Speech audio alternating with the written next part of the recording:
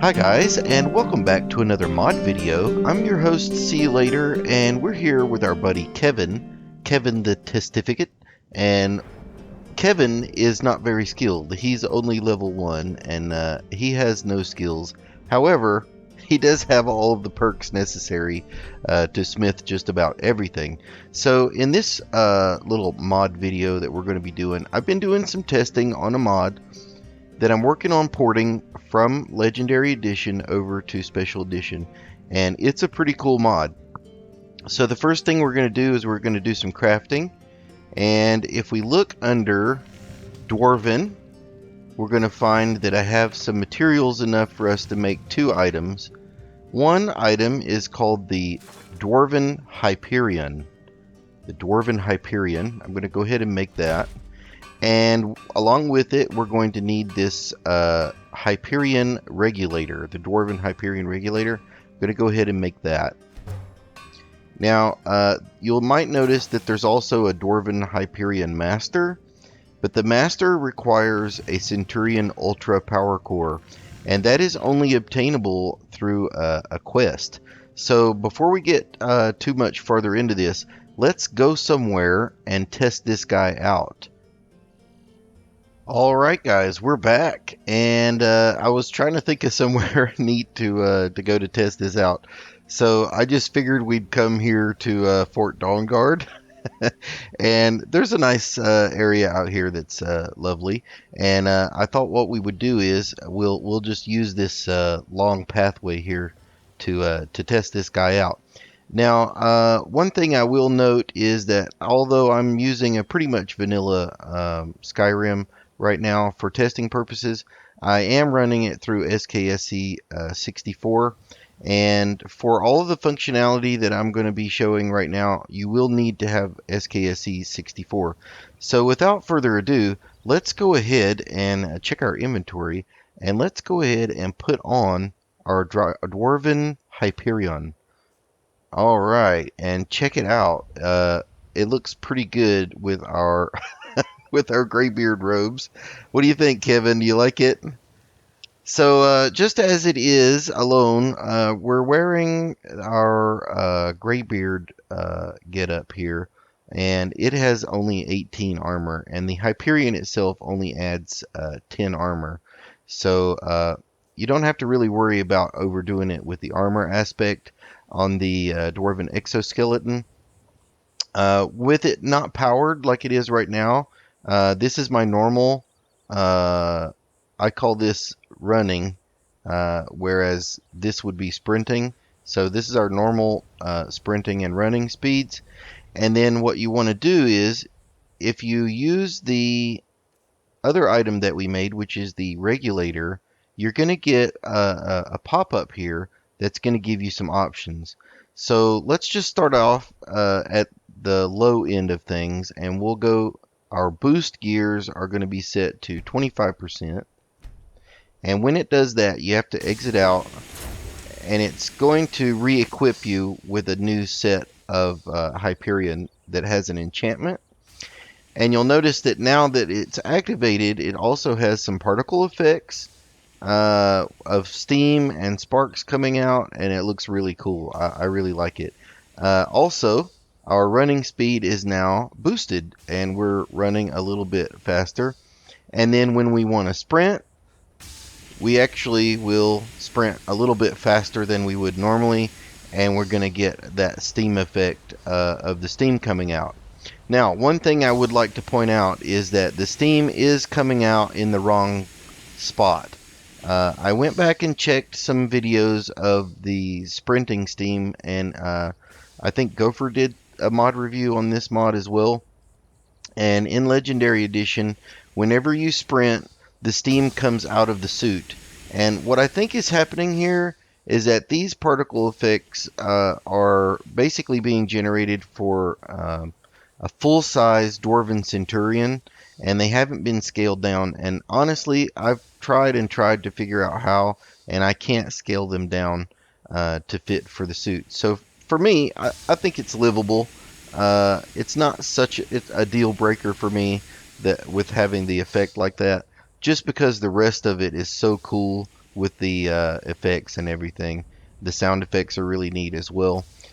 So let's go ahead and check out some other aspects. We'll go back into our regulator and we'll look at the jump booster. Now the jump booster, this is something I actually didn't test just now, my normal jump height, but I'm going to go ahead and put this in the middle of the range.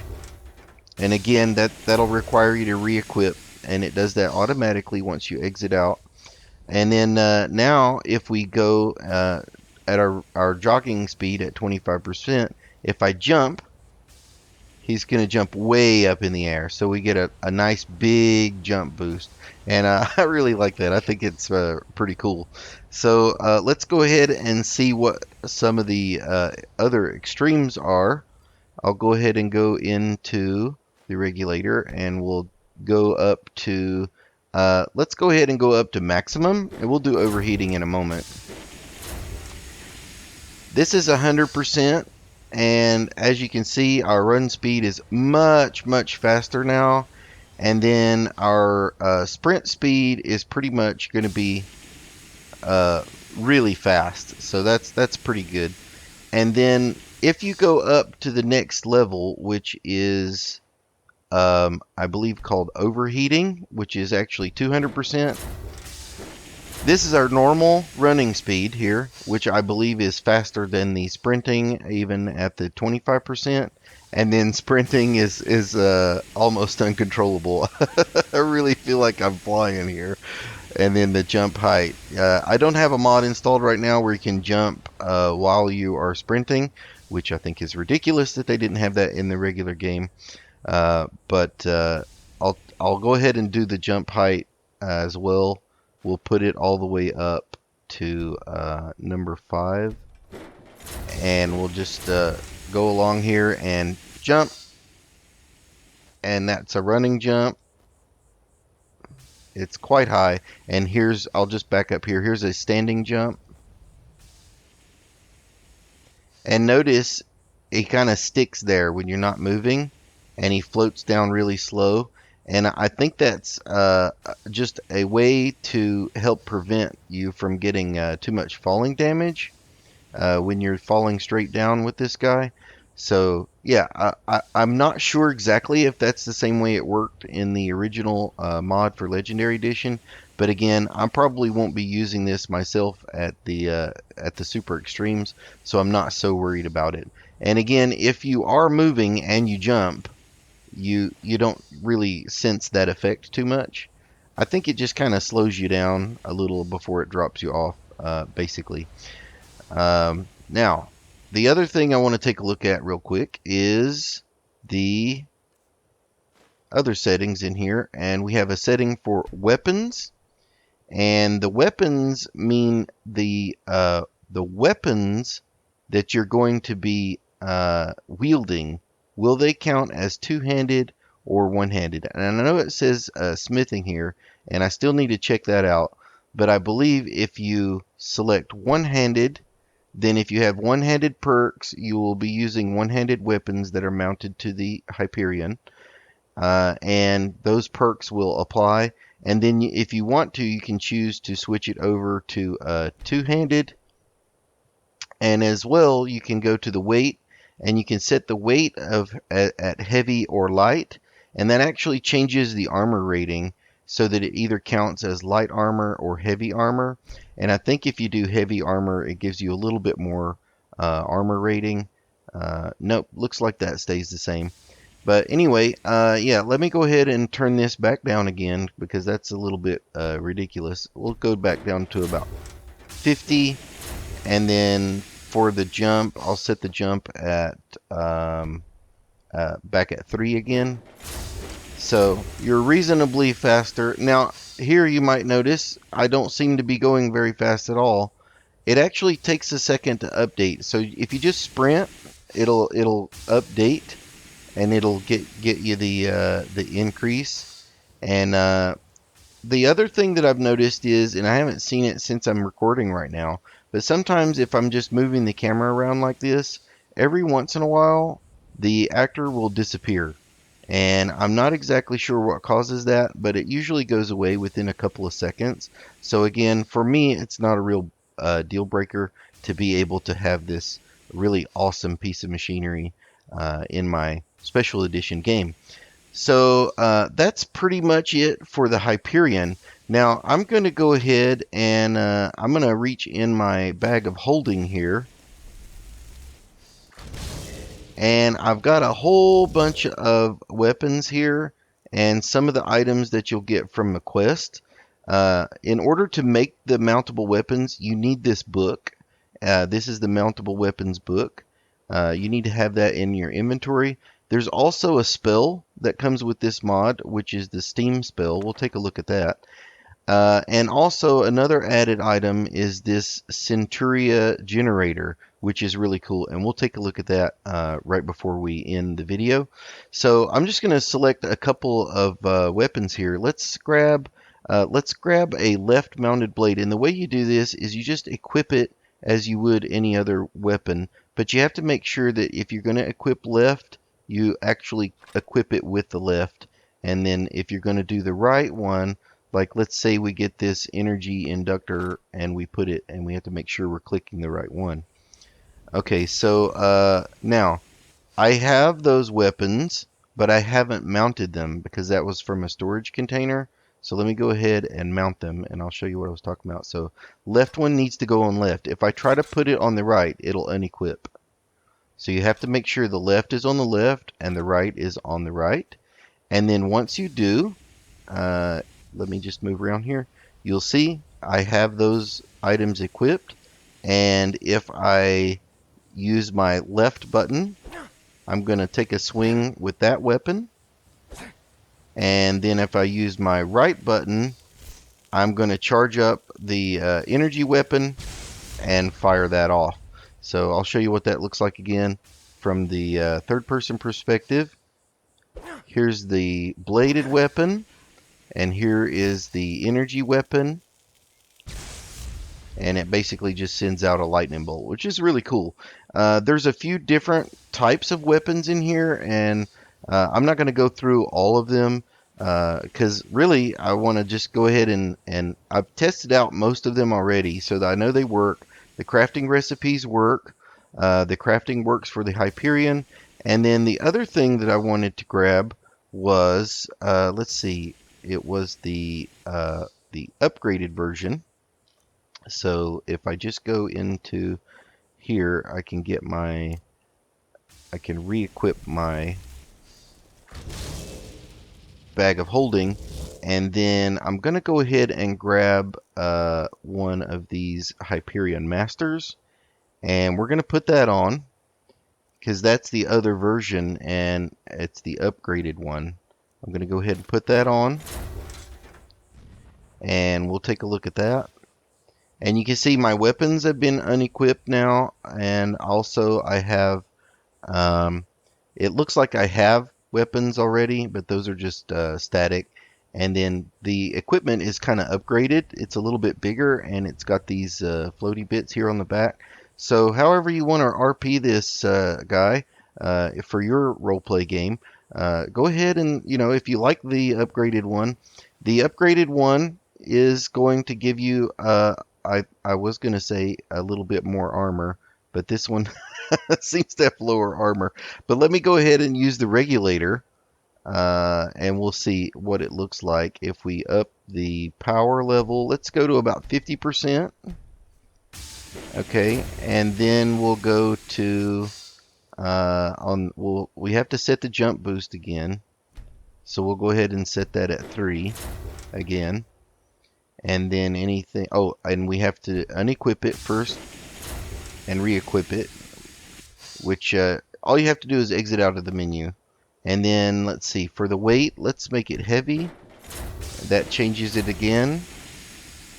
And then we'll switch our, also, I didn't mention this before, but there's also an option if you get tired of the sound effects, you can turn those off and just have the visuals. Or you can turn off the sound and the visuals, or you can turn off the visuals and leave the sound. So you have options for the sound and the special effects there. And then let's see. Last thing I was going to do was the weapons, and let's switch over to two-handed. And I believe what that means is when I'm using the weapons now, I will get my perks as if they were applied to the two-handed weapons. So let's grab our weapons again.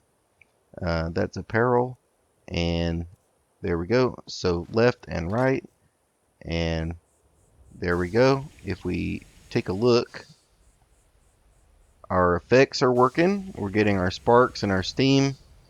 And you can see the mounts have changed over. So we've got our energy weapon and we've got our blade weapon there.